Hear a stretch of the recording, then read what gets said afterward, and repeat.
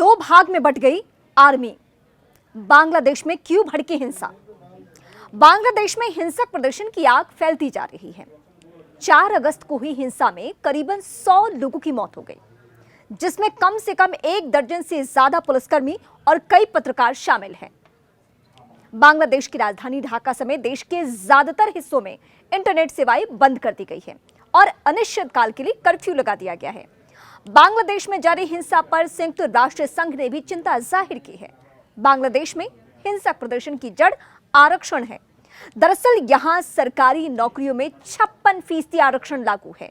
इसमें 30% आरक्षण अकेले 1971 के मुक्ति संग्राम में भाग लेने वाले स्वतंत्रता सेनानियों के बच्चों को मिलता है। इसके अलावा 10% आरक्षण सामाजिक आर्थिक तौर पर पिछड़े जिलों के लिए है और 10% महिलाओं के लिए, जबकि 5% आरक्षण जातिगत अल्पसंख्यक समूहों के लिए और 1% दिव्यांगों के लिए है। प्रदर्शनकारी छात्रों का सबसे बड़ा विरोध मुक्ति संग्राम के परिवार वालों को मिलने वाला 30% आरक्षण है। उनका तर्क है कि इसमें मेरिट वाले नौजवानों को नौकरी नहीं मिल रही है, बल्कि अयोग्य लोगों को सरकारी नौकरी में भरा जा रहा है। छात्रों के उग्र प्रदर्शन के बाद सरकार ने अधिकांश कोटा वापस ले लिया है, लेकिन अब लड़ाई आरक्षण से हटकर प्रधानमंत्री शेख हसीना के इस्तीफे की मांग पर आ चुकी है। सविनय अवज्ञा आंदोलन का आह्वान कर दिया गया है। छात्र नेताओं ने बांग्लादेश की प्रधानमंत्री शेख हसीना के इस्तीफे की मांग को लेकर सविनय अवज्ञा आंदोलन की घोषणा कर दी है। नागरिकों से अपील की है कि वे टैक्स और दूसरे सरकारी बिल जमा ना करें। इसके अलावा फैक्ट्री, सरकारी दफ्तरों को बंद करने की भी अपील की गई है। छात्रों ने 5 अगस्त को राजधानी ढाका में लॉन्ग मार्च की घोषणा भी की है। हालांकि सरकार ने ढाका में कर्फ्यू लगा दिया है और 6 अगस्त तक छुट्टियां घोषित कर दी गई है। इसके बावजूद हालात और बिगड़ने की आशंका है। अब इस बीच हम आपको बताएंगे पीएम शेख हसीना का क्या पक्ष है।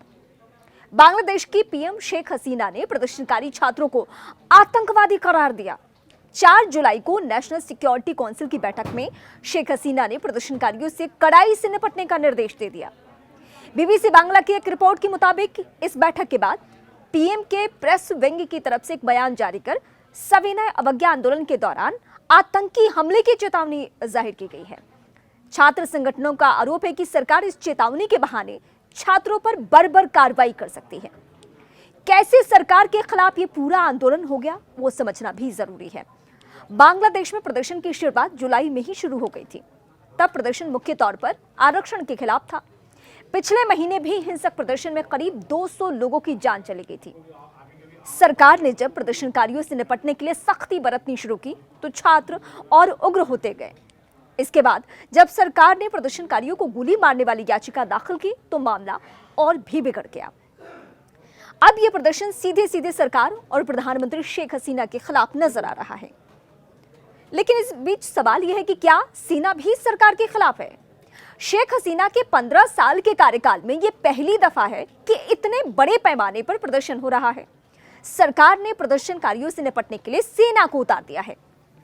हालांकि सेना का एक वर्ग भी सरकार के खिलाफ नजर आ रहा है। बांग्लादेश आर्मी के कई पूर्व प्रमुखों ने आर्मी से अपील की है कि वो छात्रों के खिलाफ कोई भी कठोर कार्रवाई ना करे। बांग्लादेश आर्मी के पूर्व चीफ इकबाल करीम भुइया ने एक लिखित बयान में कहा कि सशस्त्र बल फौरन अपने मिलिट्री कैंप में लौट जाएं और किसी भी इमरजेंसी हालात से निपटने के लिए तैयार रहें। भुइया ने सरकार से अपील की है कि सड़कों से सेना को हटा लिया जाए। उन्होंने कहा कि सरकार को इस मामले को बातचीत के जरिए हल करना चाहिए। सेना को इस तरह के राजनीतिक कार्यों में हस्तक्षेप से बचना चाहिए। बांग्लादेश की सेना कभी भी इस तरीके से अपने नागरिकों के खिलाफ हथियार लेकर खड़ी नजर नहीं आई है। अब इस बीच पड़ोसी मुल्क है भारत बांग्लादेश का, तो क्या है भारत का रुख, ये भी समझाते हैं। बांग्लादेश की हिंसा पर विदेश मंत्रालय ने अपने नागरिकों के लिए परामर्श जारी किया है। कहा गया है कि बांग्लादेश में मौजूद सभी भारतीय नागरिक अत्यधिक सावधानी बरत कर रहें, अपनी आवाजाही सीमित रखें और ढाका स्थित भारतीय उच्चायुक्त से लगातार वो संपर्क में रहें अगर वो वहां पे है तो।